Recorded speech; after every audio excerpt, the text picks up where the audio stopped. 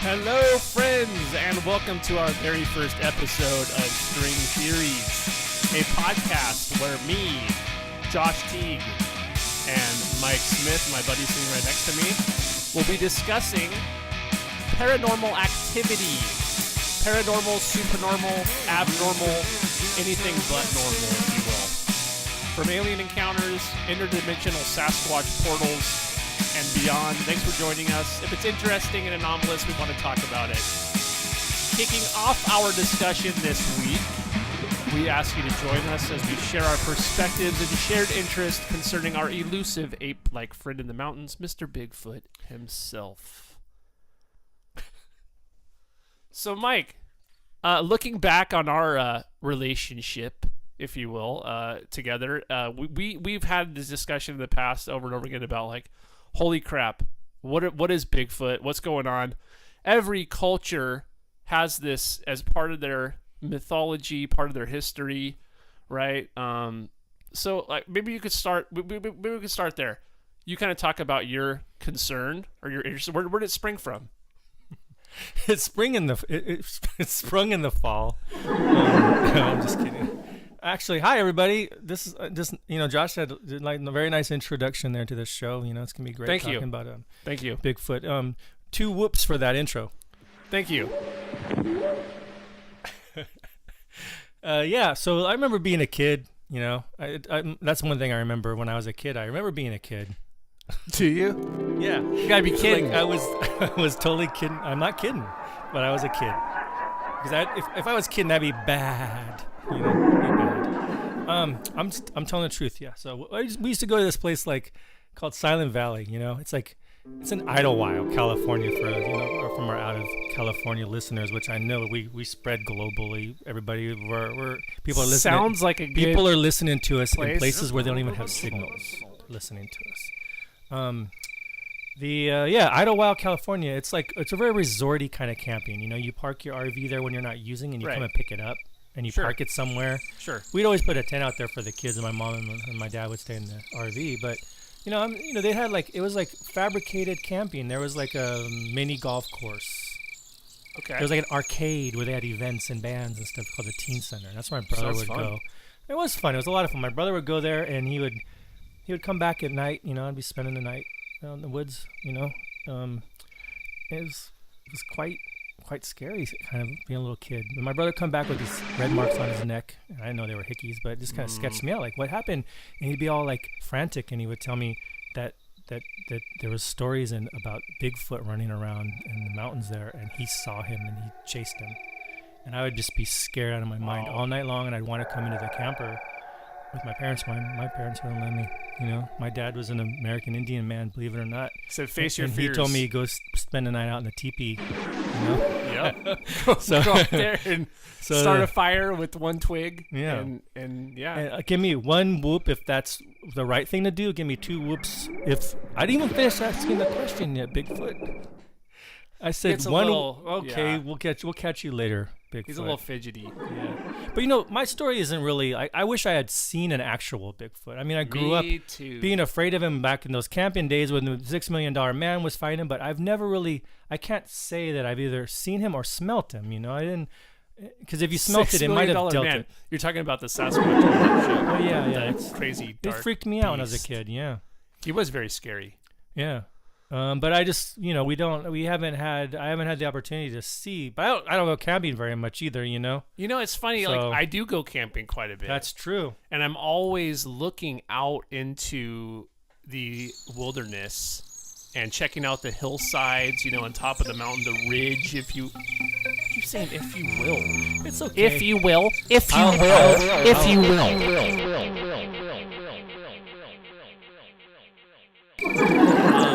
But anyways, so yeah, I'm always out there looking around for Sasquatch, and I've never personally seen anything that I would say, yep, that was a Squatch. I have woken up in the middle of the night in a tent, and I've heard some stuff, right? Some sort of vocalization, some grunting, that type stuff. Very similar to that. Maybe not that screechy. More like this? Not like that either. But More like a something like that.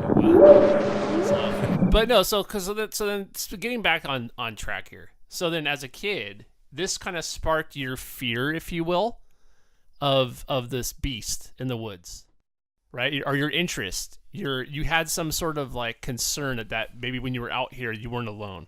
Well, you know, I mean, that's what brought us together to do this podcast, Josh and I here. Everybody, for all you guys that don't know, is we just have some a variety of interests in these kind of paranormal things. And I've always been interested in aliens and ghosts and especially Bigfoot. But yeah, I mean, as a kid, definitely that made me really scared. But that place was so secure, and you know, it was like, I don't know why I would think that, but I was just a kid, you know. But in the stories, to the point where I'd go home and I'd hear loud sounds like,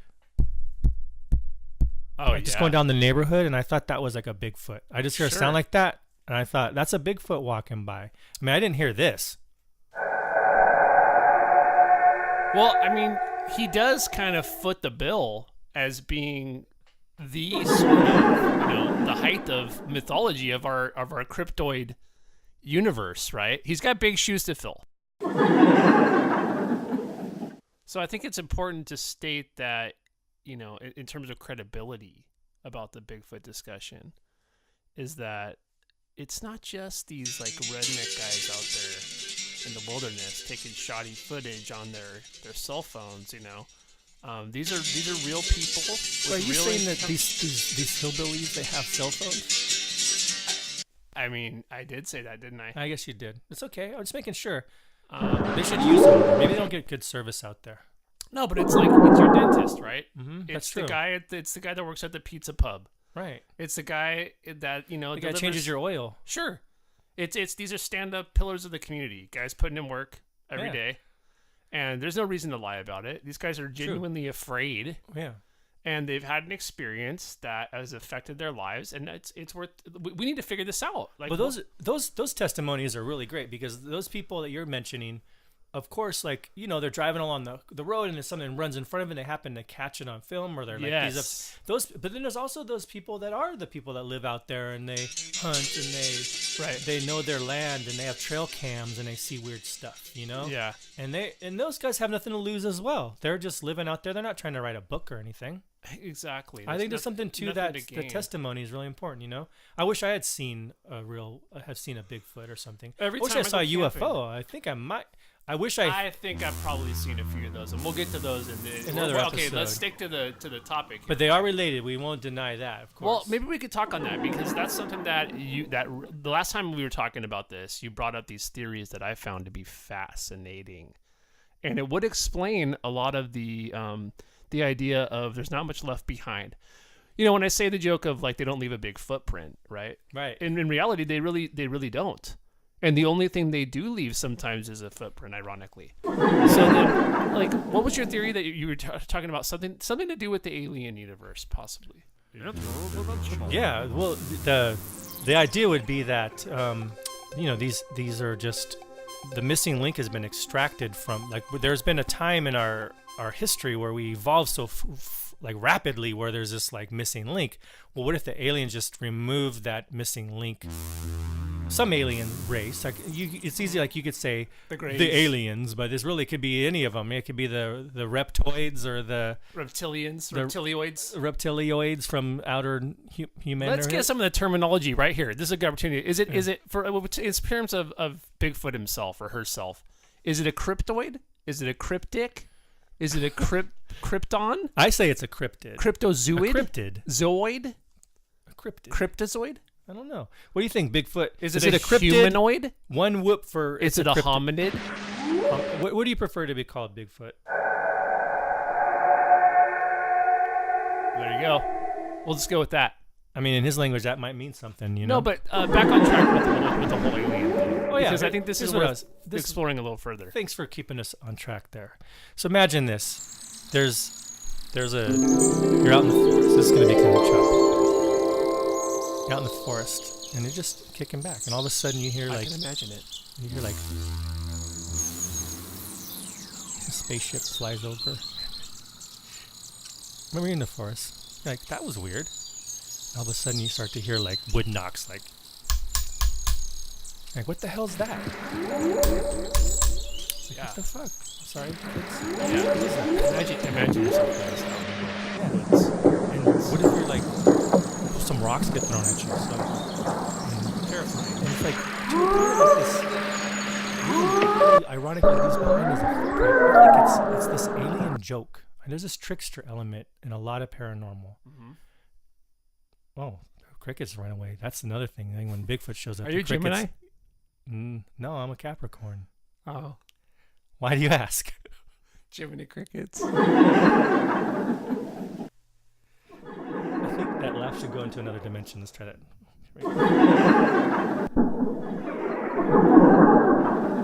Hold on, Mike, just as a little aside. Hey Siri, is Bigfoot real? No, fuck Bigfoot.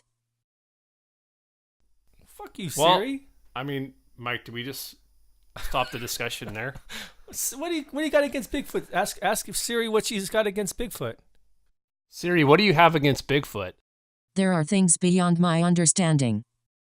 Yeah, you wouldn't. Yeah, you don't understand Siri, so don't jump to conclusions.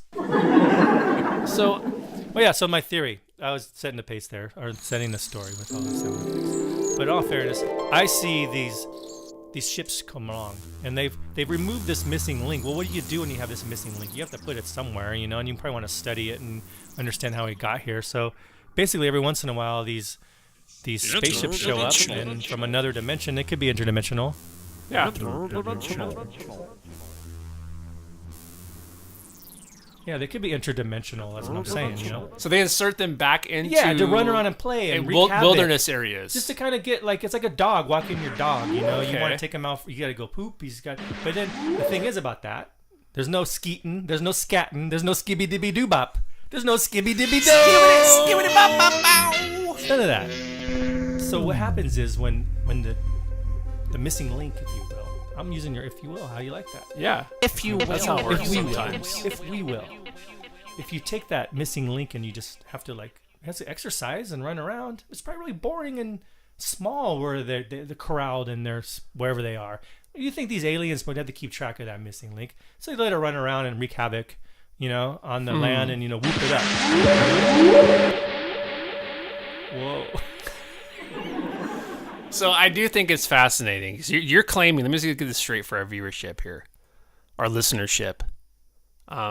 You're claiming that these alien races, interdimensional possibly, or not, whatever the case may be, they're sort of taking this missing link, keeping it as their own, inserting it back into our reality. Just popping it in and out. Just to and then that would explain the fact that there's no DNA necessarily left behind. Thanks for helping me with that. Yeah, they're just removing every ounce. Like they just cloak the area that Bigfoot has been in, I think it's fascinating. So this kind of defines your take on the world too, and I think that you would kind of go with the whole interdimensionality. There's an alien presence involved. Whereas I sort of have always been more of a naturalist, right? And I you know what really like intrigues me about these encounters is the presence of this muskiness, this musky smell, right? That occurs sometimes. Yeah, they definitely. A lot of people before they even see a Sasquatch, they smell one. If I could just explain my brain how it works, right? So musk, I think like a musketeer, like is he a musketeer? But then automatically my brain goes to a mosquito, right? He's a mosquito. Well, how does a mosquito come into play? Well, let me tell you.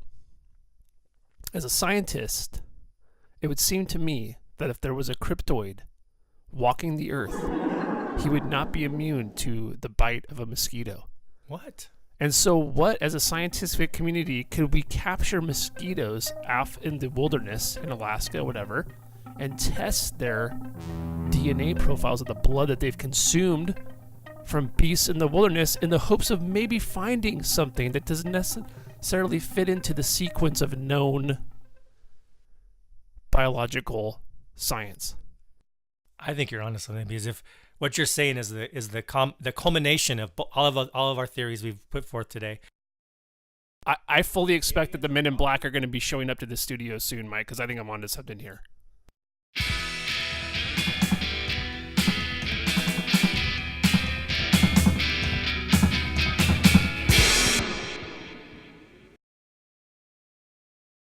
let's call our buddy. Let's call a friend. Let's get a hot take on it. What do you think? Let's get a hot take. You want to call up Bill? Yeah, let's call. We're gonna call up our friend Bill. He's always got a great take on things.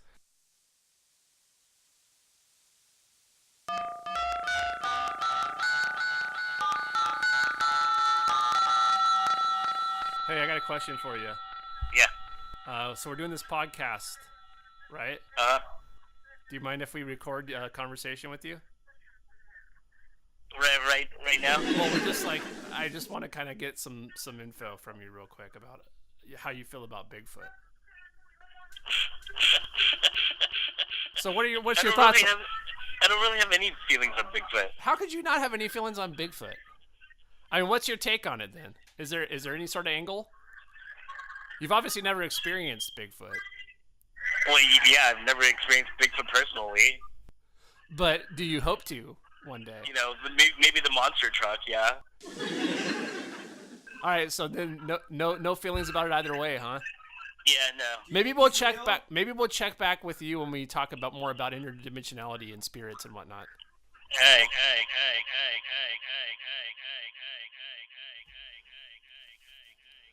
Okay, everybody, we're gonna call our friend Jeff now. Jeff, more or less, Jeff more or less will have. Jeff likes to spend his Saturdays in pure recreation. Let's put it that way. He really enjoys his Saturdays. Even if he has to work, he still maintains. So I think he's going to be in a good mental state just to check in with them. Yeah, I think so too.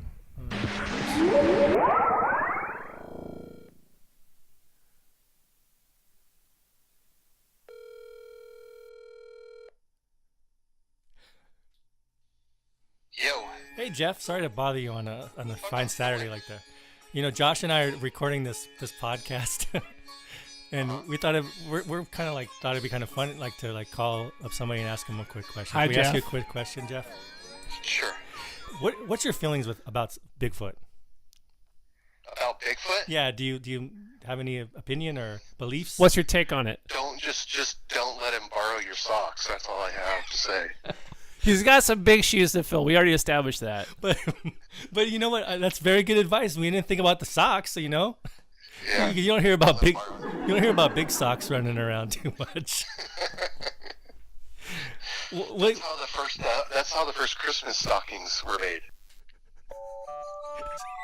Stretched out Yeti feet, dirty socks, hung over by the fireplace. No wonder Cole was in there.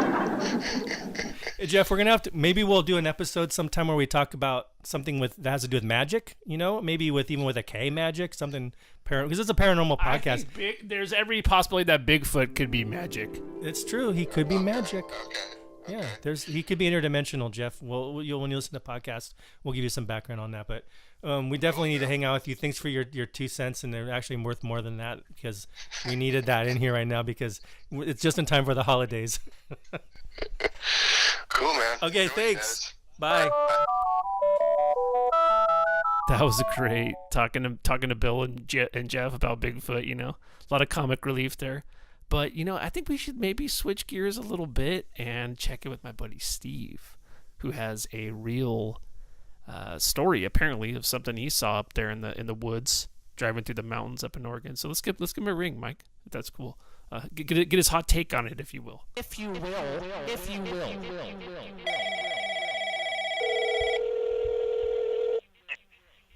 Hey. What's up, dude? What's up, man? Hey, so we're doing this podcast, Mm-hmm. and I really wanted your take on Bigfoot. What? Am I on the podcast right now? Yes, you are. Hey, listen, what's your take on it? What's your hot take? I saw him. He's real. Did you see him for real? Can we get Dude, I a saw little? 'Cause something out there, man. we would love to just have, because we've already called 2 friends and we've had some sort of comic relief from it, but like no one that's ever had a real possible encounter. Well, I mean, here's the thing. I was driving in Oregon, and I looked to the left, and it was. I mean, it wasn't a bear walking. It wasn't a guy. So it was bipedal though. I was on my way to Bend, Oregon. So there's like a big stretch in there. You were in the Cascade Mountains, I think. Yeah. And I couldn't stop. There was cars behind me. We were going probably, 50 miles an hour or something, and I just looked to the left, and I see that it was like seriously like the classic, the clip. Like it was a field. It was so weird. It was an ape-like bipedal. Like what'd you guesstimate his size to be? It was taller than a person, and it was hunched over. They say that's typical of. It was on the side of the road, like in the mountains. It was probably about like I would say like 300 to 400 feet like from the road. Okay. There was like a little just grassy area off the tree line or whatever. Yeah, off the tree line. He was pretty close to the tree line, and the thing was I had photography equipment. I had a zoom lens. I had everything, but zero chance of pulling over. It's just a 2-lane road with no pull out. That seems to be the case of a lot of sightings, or like even people that are equipped. Something happens, right? Either the technology's there, or, I don't know. Maybe these creatures have a sense of like knowing when it's a possibility to be filmed, and it's not for that. It's for you just to experience, So. Well, I mean, here's the thing: there was no houses in this stretch of area. There's like no one around that area. It's just cars like traveling through there. It was weird, but I had such a quick like look. But I mean, it was it stuck bizarre. with you. It stuck with you till this day. You've talked about this for a couple years now with me. Yeah, no one's out there wearing all black in that area, walking down that especially area, not a gigantic, hunched over ape-like. Dude, it was weird. Creature, it was weird, man. It was like I actually like panicked and wanted to pull over so bad. So you did get a sense of fear and panic that came into play. No, I just wanted like a photo, like immediately, but I couldn't pull over, so I was like freaking out, like where can I go? And then I realized like there's zero chance of me turning around on this road. Yeah. For a while. Huh. Interesting. Well, that's our hot take, folks. I'm not like a huge Bigfoot, like, oh yeah, it's real for sure, but I saw something weird, man. I did see something weird. That's all we're asking you to talk about, friend. Yeah, right on. Hey, have a good day. All right. Talk soon. Guys. Bye. Man, I really dig that. It's like that's like totally supports the theory you were throwing out there earlier, Josh, about how it's like a trained eye, a photographer. Like he almost had a panic attack because he wanted to take a picture of that thing he saw on the road. What he would be able to tell and discern it between like some kind of like bear or some really hairy hick.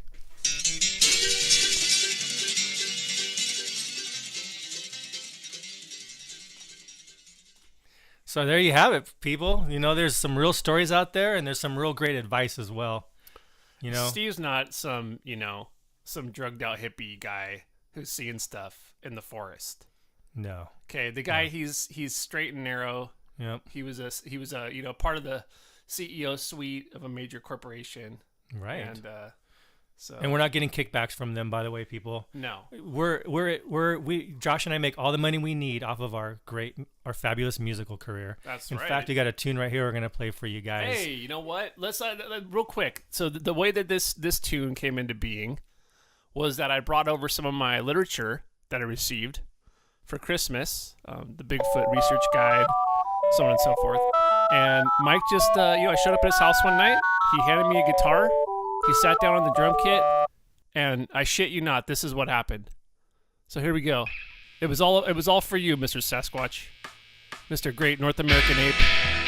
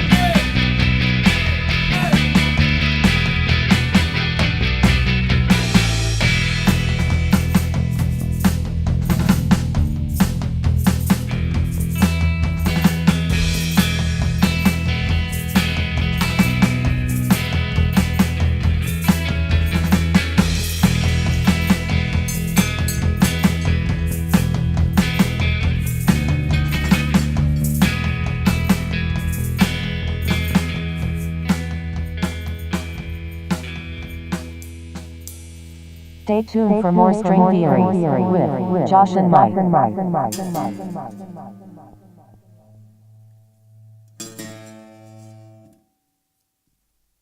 All right, so welcome back, guys. Episode 1, String Theories. So we're continuing our discussion of Sasquatch, and I thought that we might take a look at some of the latest evidence, right, or recent evidence, some of the most convincing evidence that we have captured on tape. Of course, we had the Patterson-Gimlin film, right?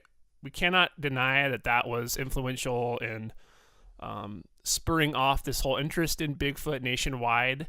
Right? Still has not been disproven, okay, in my estimation. And so there's another piece of video that surfaced around 1984. Mr. Paul Freeman, who had an experience, I guess, back in 1982 out in the woods, and he did come across a Bigfoot. So he kind of dedicated the next 20 years of his life or so to investigating this phenomenon, and he, sure enough, comes up with some of the most credible footage that we have available in terms of Bigfoot.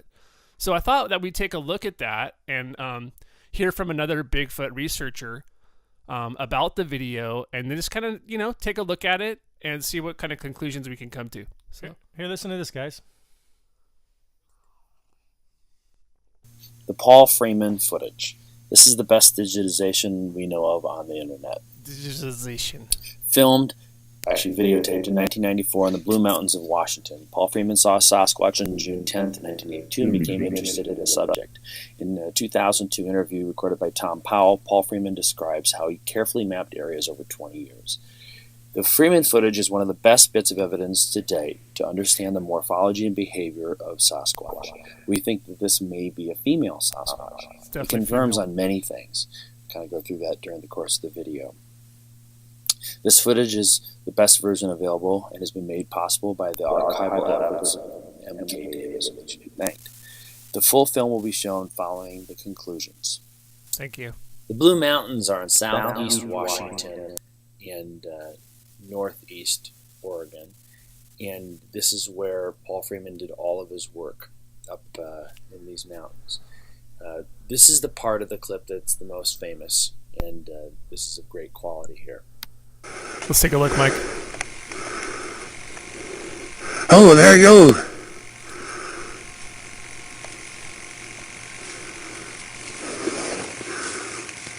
Jesus.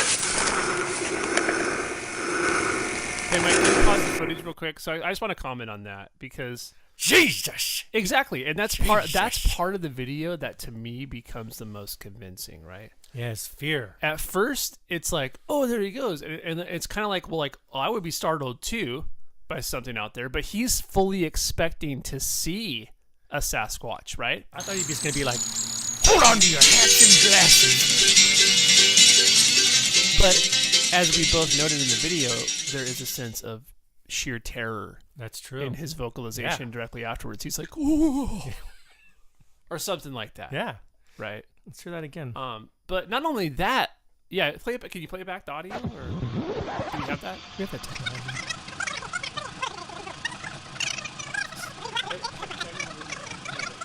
This is the part of the clip that's the most famous, and this is of great quality here. Oh, there you go.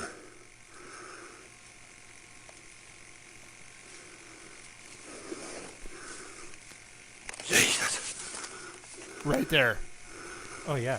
And you know what? We're going to run this through a couple filters right here because we want to make sure this is authentic. This is really going to clear that up right here. If you guys haven't seen the video, I encourage you to go, jump on YouTube. Now, why is this a real Sasquatch? Why is it a real Sasquatch? That's a good question. It conforms completely to the known morphology. So the video kind of continues to explore and breaks apart the footage. And, for me, when I look at it, it's like at first I'm like, well, could it be a guy in a gorilla suit? I guess it could, but why? Why? And on top of that, it's like, I mean, unless they're so future, they can see the future. They know that 10, 20 years from then, this point, the guy in the costume, that a couple guys in the room are going to be talking about it. Can I just say this? There's something about this footage that seems to be realistic and real. It does not seem to be a fake. the way the creature moves, the way the head turns towards the camera as if it's looking like I would expect a wild animal, whether it be a gorilla, whatever the case may be, seems to be legitimate to me. Yeah, you can put a costume on a guy and you can run across the field or whatever, but that's easy to fake and that's easy to just go do. But to have that kind of fear in your voice or to be that believable, that's not so easy to do. And we can see with the great digitization that has happened on this footage. Yeah.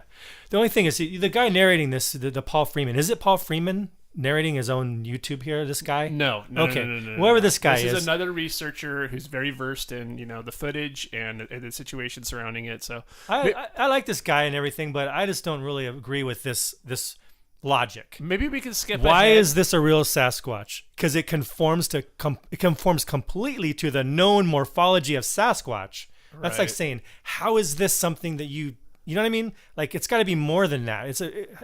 How do you know it's a real Sasquatch? Because it complies, it conforms to what, right? Conforms the to the complete morphology that's known. Like, nothing's known here, dude. Sorry. It seems to be convincing, but let's just take it for what it is, right? But yeah, okay. Maybe we can skip ahead. Maybe we could skip ahead of the video and just to hear some of the audio that sort of explains Bigfoot and well, no, not this part. Like, we skip ahead, but let's pause it real quick, and then let's go here. If can I move the video forward?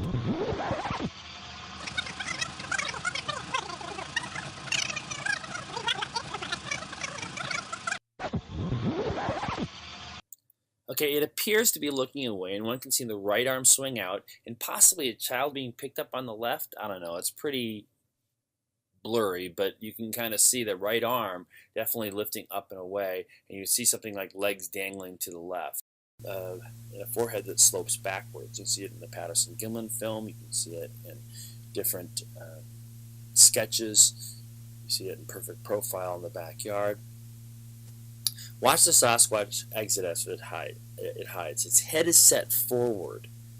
It's not like a modern human. There's a slope to the back. The head is set forward. The slope to the back is a more ancient version of Homo. It requires a longer spinous process as seen in Homo erectus, Homo neanderthal, and Homo heidelbergensis. That's something that we heard from Steve too, right? The head is kind of stooped forward, the whole hunching forward. Requires a longer spinous process as seen in Homo erectus, Homo neanderthal, and Homo heidelbergensis. And you see that here. That's just not the normal back. You see there, the back kind of comes up and it slopes inward, and then you can see how the it's different. You'll see here when you stop Patty, you'll see the back comes up, you see a slope, and then you'll see the same thing. You'll see a slight rise and pause fall as it's kind of slipping along, and you see the head is set forward on the body. You'll see that same slope to back. Perfect Profile again, you'll see that same slope to the back. It's pretty cool. So why does the sun glisten on the shoulders? Well, this is something that's been talked about before in other videos. I want to hear him say that again. So why does the sun glisten on the shoulders? Or in other videos, but you'll see it here. You see it just shines bright white. Well, maybe if you're running through the forest, it pays to have oil glands so that you can slip through the branches. Who knows? But modern humans slipping through the blanches. So he's got to lube himself up with these glands that coat his back in oil that shines glistening in the sun, so that he can slip through the branches. Lubricated, ease of movement in the dense forest. Okay, first of all, that's great, and that's really interesting, But I don't think he's slipping through the branches. I see he's knocking stuff down. He's throwing rocks. He doesn't seem very mobile to me in that footage. What's this guy? Is he seen a ballerina or something? He's kind of just branches. Walking along like he ate a big bag of donuts. Yeah. Right. Someone told me once there's like the modern humans, like you and me, we're modern humans. They have like 100 times the oil glands capacity on their back than like a chimpanzee. Why? But modern humans, you and I, Wait a have second. 100 times the oil capacity on our back than chimpanzees do. This guy's Sasquatch ripping also you off, appear Mike. to have these glands. So why does it cross the path? To get to the other side. That's classic, that's man. Come on. Strategically must have been important. It appears as if it's picking up a child. Okay, can we pause This there? is something that Jeff Meldrum has talked about. Because I as agree. well. Jeff Meldrum has talked about it, and Picking up a child? What is well, this? no, because daycare? this is an interesting part of this portion of the video, if you will. There we go. If you will. But anyway, inside joke there, or maybe an outside joke. Maybe it's an outside joke that deserves to be in. We'll leave it in. But so the theory is this: Sasquatch only comes into human contact if it has a need, an emergency, possibly, right? There needs to be some sort of necessitation of its presence amongst humans. So in this case, the claim is that there was a child Squatch in need of rescue. And so that in that sense, it broke their rule. They broke the third wall, if you will. No The man fourth left wall? behind. The fourth wall? You asked me to remind you not to say, if you will. Remember? Fifth wall? Why would there need to be if it's, in my opinion, I guess maybe their aliens are dropping off the young ones to kind of get their feet wet into what they're going to be in for coming down here every once in a while and taking a piss that gets genetically zapped back up. Maybe. It's like this extraterrestrials are walking around with their dog poop bags, you know? Mm-hmm. The bag just sucks every footprint right back to that footprint thing again. Could be. You know? But so are you saying that In order for them to come into view to a human, there has to be some sort of like emergency, like they're harbingers or something associated with it. That's more like they the would never- Mothman, though. They would right? never let themselves be seen Mm-hmm. unless it was like, oh no, I need to rescue this child, or there's some other sort of emergency in my Sasquatch world. So you think that this guy's possibly interpreting this, that he's grabbing a small one because Yes. there's like he was like, whoopsies, And that- I forgot my child. Yeah. Where's my child? Exactly. Whoop. Maybe that's what the whooping is. Maybe they're just like, whoop, they keep forgetting stuff. Maybe we should talk about vocalizations. Well, you know, that's a good idea. I mean, we've heard from some great Apes? some great apes, and we've heard from some not so great apes. But we've heard from our friends, and we've heard from the internet itself. We want to hear from Sasquatch himself. Yeah, let's let Sasquatch here take over and tell us what he thinks. So let's see. So what you're about to hear is a vocalization that was recorded in the field, and apparently this has been, this has passed some of the most rigorous tests, audio tests regarding Sasquatch vocalizations, and it has passed the test. So, well, like Josh, he brought to brought forth here the great, Bigfoot-ographer or whatever you want to call him. What's that guy's name again? You're talking about Freeman, the Freeman. Yeah, footage? Freeman. That footage is like phenomenal, and people really know really about is. it. Well, this man who captured these Bigfoot sounds, and this chatter, he's kind of, I wasn't really allowed to name his name. He asked me personally if I just would keep it kind of on the down low. Oh, so you do know him personally? Well, actually, he's just a little embarrassed. His name's Ron Morehead, and I was like, "What? There's nothing." Come on, Ron. Anyway, Ron Morehead. It's not going to have ahead of ourselves. Here's how it sounded. you go. Listen now to a living legend as it was recorded during these moments.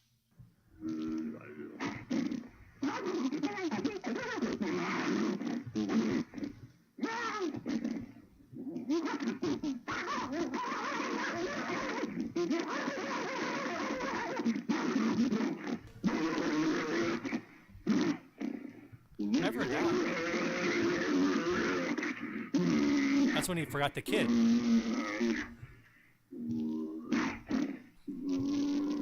They get closer. Very ape-like. They get closer.